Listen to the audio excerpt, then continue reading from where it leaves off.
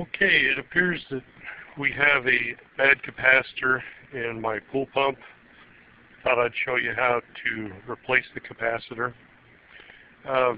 First off, the reason why I think it's a bad capacitor is because when the pump tried to turn on, it'd make a large electrical humming sound.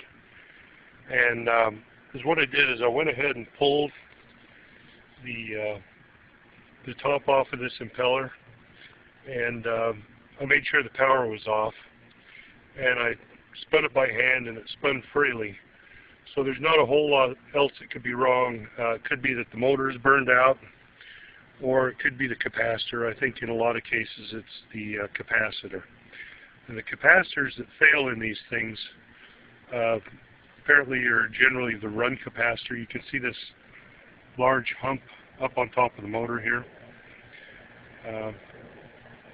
That hump, underneath that hump is the capacitor.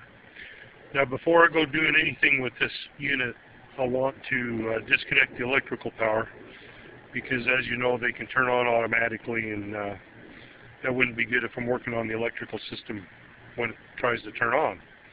So I'm going to head over and back to the panel that runs the pool where the clock is. Open it up. It's in the off position, but I want to take it one step further. Be sure that the breakers are off. And these are the breakers that run the pump. So I've got it off, got the breakers off. Should be a little bit more safe to work on now.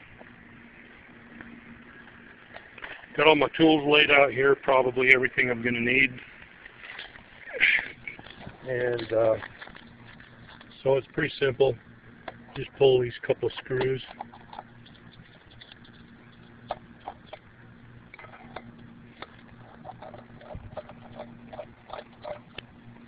See if that's right. Okay, we've got our capacitor sitting under there, sitting on a little foam block. I think the reason why they do it this way, you can see that there's like a little ridge right here, and it prevents the capacitor from going so far forward that it could short out on the metal in here. Also, that foam block absorbs some of the vibration and makes it so the capacitor should last, shouldn't be vibrated too hard. Before you touch one of these, the capacitor, even though the power is off, can charge up an electrical charge. It can store a charge. So you want to kind of be careful that there's no charge inside this capacitor. I'm going to cover it up because I've heard that there is a possibility of an explosion with a big capacitor like this. And I'm going to make sure that the capacitor is discharged by touching some metal across these two terminals. Now, since the power is off, it doesn't much matter that I touch these terminals, but if there's a little bit of a charge inside this capacitor, it'll release that charge, so there's no chance of me getting shocked and no charge of it exploding. So I'm just going to touch it like this. That's all it takes. Touch these two terminals. Makes the capacitor safe. Next thing, I'm going to go ahead and pull off the wires. Okay, got that done. And the reason why I covered it is just on the remote chance that there was a problem with it. I wouldn't get hurt. Kind of a safety thing. Okay, on this particular capacitor, you can look at the rating, and it says on it that it is a 25 microfarad, if you can see that right there. It's rated for 370 volts.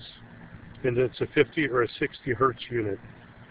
25 microfarad, that's written as 25 UF. That's a pretty powerful capacitor. I went out, found one that would fit under the cover, a new one. And the new one is actually rated 30 microfarads. It doesn't matter if you up the capacity a little bit. You wouldn't want to go down with the capacity. The rest of the specifications are all the same.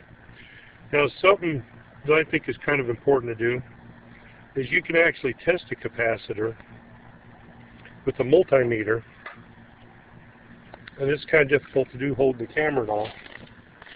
But I've got a multimeter here. Try to bring this around so you can see it. I've got the multimeter set on the lowest setting for ohms. When I cross the terminals like this, the multimeter comes up to 0 ohms. So I know the multimeter is working.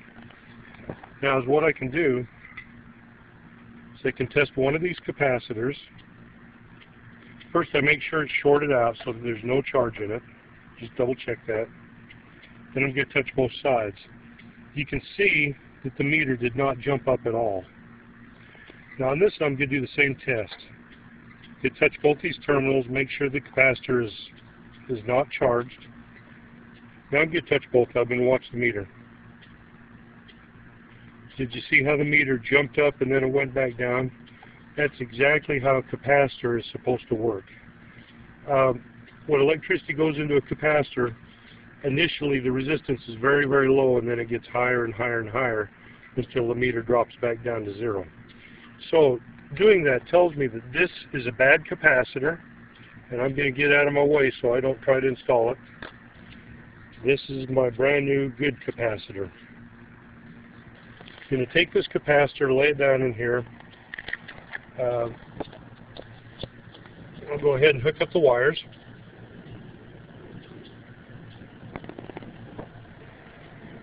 Push that on real good. Push this on real good. Okay, so that's nice and secure. And I got to find my cover now.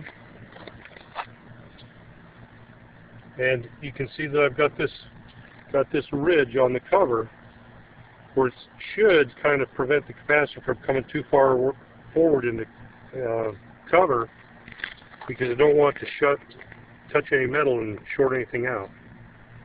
So put that cover on there nice and careful. Line up the holes. See if I can start this by hand, which looks like I can. And there's my other screw. I'll line up that hole.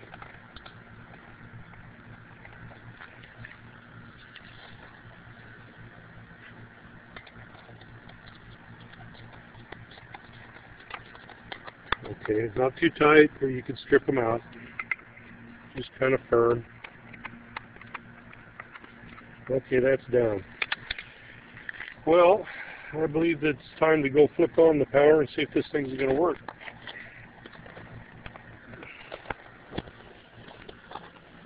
Head back to the clock. You turn on the circuit breaker. Turn on the pump, the timer.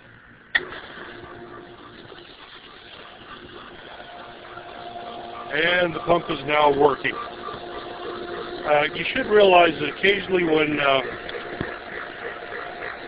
pump motor capacitor fails, sometimes the motor will start and sometimes it won't.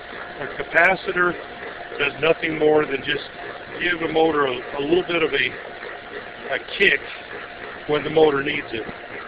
So there's going to be times, it won't blow your fuse every time when you have a bad capacitor, but it will start acting up, giving you trouble. And especially when things heat up, you'll find that if you've got a bad capacitor, the motor may just sit there and hum. And don't let the motor hum for very long, because you'll start burning out the windings in the motor, or it'll blow a fuse or something like that. So that's what this motor was doing, and that's what made me come out and change the capacitor. And we successfully tested the old one and verified that it is defective, and we've got the new one installed. I hope that this can help you out.